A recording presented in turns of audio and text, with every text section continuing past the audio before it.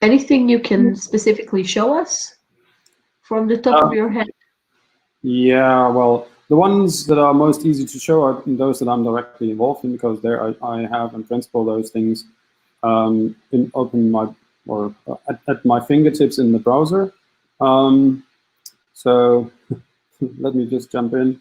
Well, the one that I have open here is a visualization of the Corona pandemic, and this is in Chinese, but this is just a Sparkle query, and so we could in principle just change that and show it in Hebrew or something like this. That's also something very nice about the, so here I'll put Hebrew first, and then see what that gives.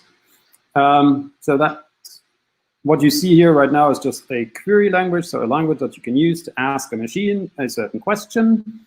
And this machine actually asks Wikidata, and so here now you have an overview of this COVID. I'll increase it a little bit. Can you enlarge it a bit? Can you enlarge it? I'm trying to, but I'm limited by the capabilities of the interface. So. Can you send me the link to the query in the chat so I can show it to the students? Sure. Let me get the link here. I'll just take the long one, because the query is probably longer than what the URL shortener allows. Oh, yes. It's very, very long. That is just a depiction of the graph pattern around this pandemic, basically. And I saw this in Chinese. Someone had posted this somewhere. I was just looking at this, which is why this was still open. But since we're, I think it's relevant to you. You're all affected by this as well. Why not show this in Hebrew as well? So that's one thing. This was not a query I wrote, by the way. That's normal. We're collaborating. I'll close this window, and then we'll see something else. Japanese now. Which is a translation of a notebook, or on GitHub, where a Dutch person originally wrote this in English, and then a Japanese person translated that to Japanese. That kind of interaction, and it's all Sparkle queries of the kind that you just saw, but zooming in more or less on the biology of the virus. So we can pick any of those queries here, and then I don't know precisely what these will give. Yeah, so missing authors for publications on the Middle East respiratory syndrome coronavirus. And then that actually leads me to one of the tools I wanted to demo at some point. So this, sorry, the order of the slides or pages that you see is not optimized here, because some of this is really spontaneous. So you have a profile of a topic or the literature on a particular topic. Here we just have MERS, so a virus closely related to the coronavirus that we're all kind of being affected by right now, kind of a precursor pandemic. And that gives us a profile, and my browser now is a bit overwhelmed by all the data. And in that profile, we have a number of things that we already know that are missing. And so that's what we see here. For instance, some of the papers in there, they come with just the author name string. They don't tell us which Wenjie Tan, for instance, here was it, because, or Yao Deng, these are very popular names. We don't know which one this was. But then there is a tool, I click on this, that leads me to another tool, which then shows me, oh, Wikidata already knows one by that same name. It can show me a profile of that person. Then I can basically say, oh, this paper is of that person or not. And I can figure this out by going to the paper itself, things like that. I'll not demo this right now. It's just for you to know that there is a tool called Author Disambiguator that helps with finding out how to translate the author name strings that we get from big publication databases, and how to convert that to statements about the actual identified authors. So this one here has an identifier. So this Jafar Al-Tawfiq here has this identifier on Wikidata. We can go and look at their Wikidata profile. We see they have 13 publications associated with them in Wikidata right now. And yeah, it's a male researcher, has an orchid, so not much to see here. But that's some of the basic workflows. So the tool here, Scholia, we will look at later in more detail. I'll close this. The point I wanted to make here is that there is this notebook here that, yeah, someone wrote in order to interface with Wikidata, and then someone translated that. And that's just the wiki way of working. And yeah, here you see another example. I had that open. Here are some more things. Here's another nice tool. So if we go to a page like COVID, whatever. I'll use English because my Hebrew is very, very basic. I can't really do anything useful. So go here and look at an article like COVID-19. And then I'm a bit lazy in this demo, so I'll just copy paste the entire page text, including all the side bar stuff, and I'll paste this into this tool called Ordia, which has a nice text to lexemes functionality. I choose English as my language here, and this would work with Hebrew as well. Here, and then I give it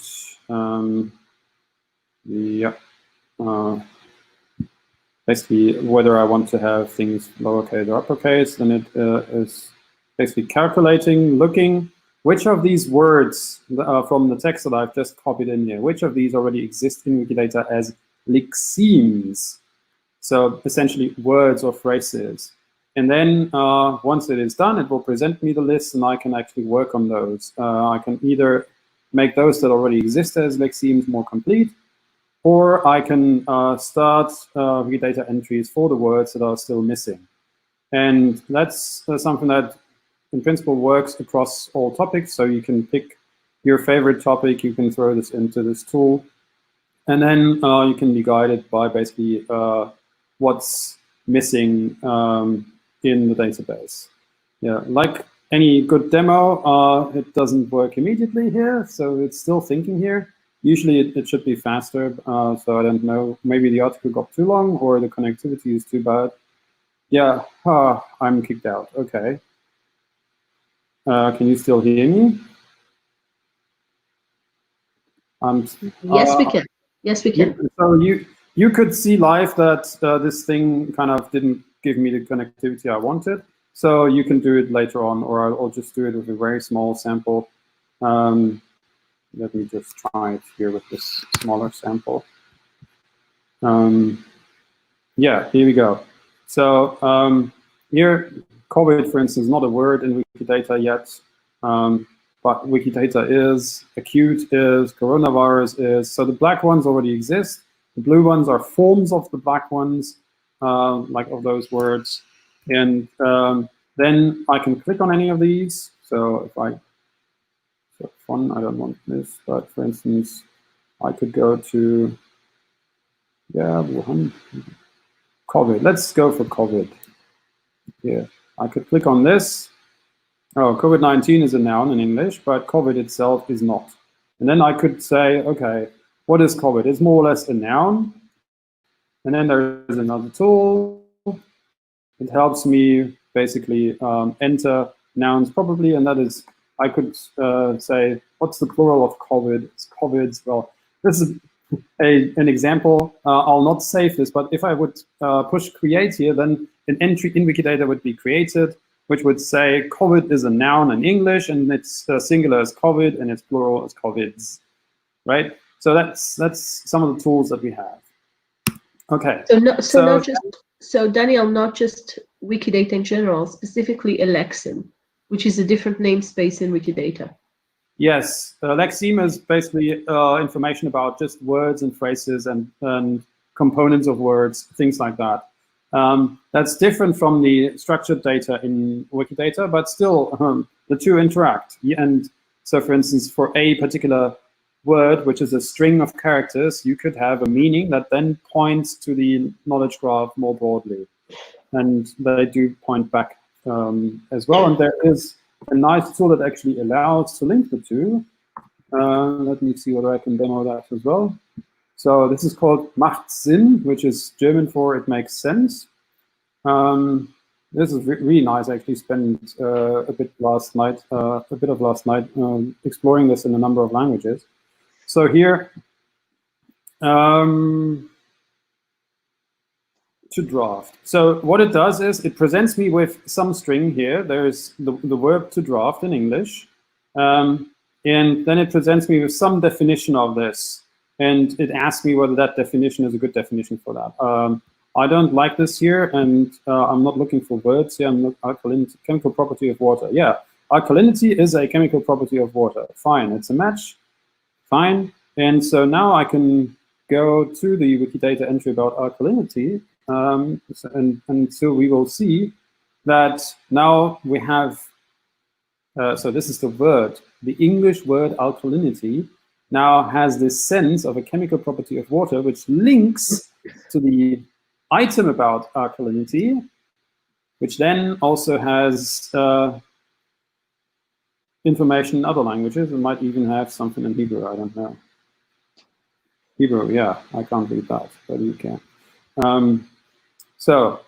That's, then for me, it was just a click on this tool to actually make that edit, and then the tool framed this here properly in the proper format that Wikidata needs. So and it's almost a Wikidata game, but you can actually edit the description, which is awesome. Yes, and it should work in Hebrew. So you can tell me whether that's correct. Yeah, that's a kind of, it says ravioli. It's a noun in masculine form, and it is a kind of a pasta, which is the description. So okay, yes, it's a match. I'll just do this here, and then we shall see whether it is saved. Hello. For some reason, it doesn't want me to do something in Hebrew. That's maybe for the better. But in principle, if I were to click, maybe this is also because the database is not entirely up to date. Maybe someone else has made this already. Okay. We can check this later on.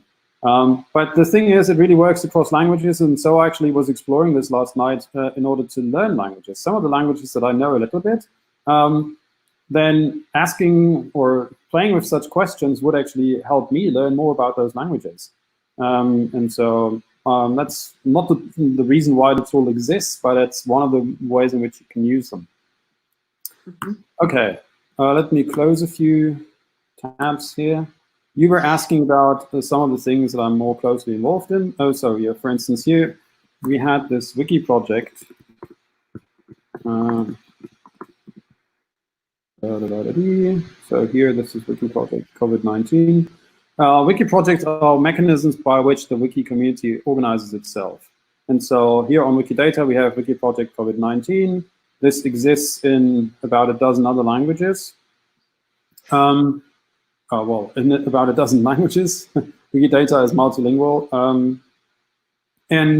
So on each wiki that has such a project, this project serves to facilitate conversations and editing around that particular topic of COVID-19.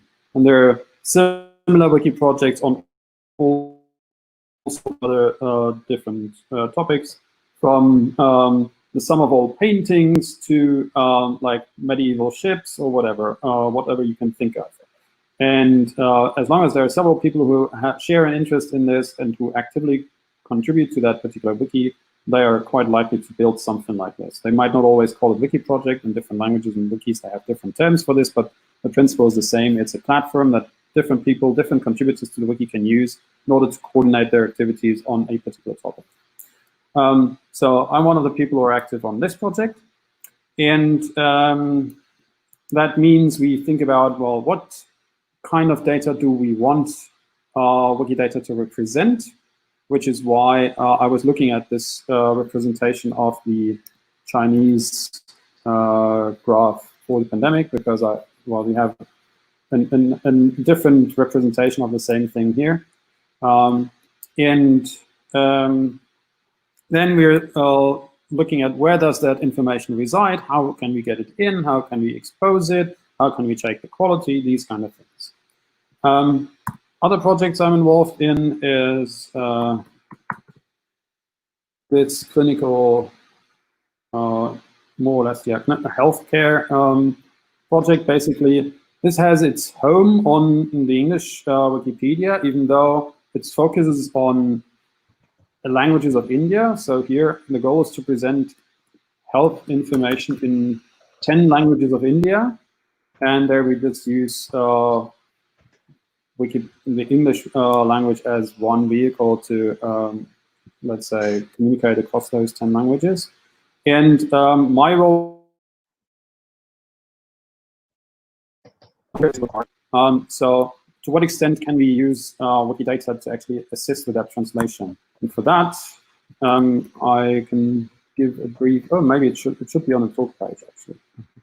So let me see whether I can find it on the talk page. Yeah, so here we have, essentially every wiki page has a talk page, and here we have something, so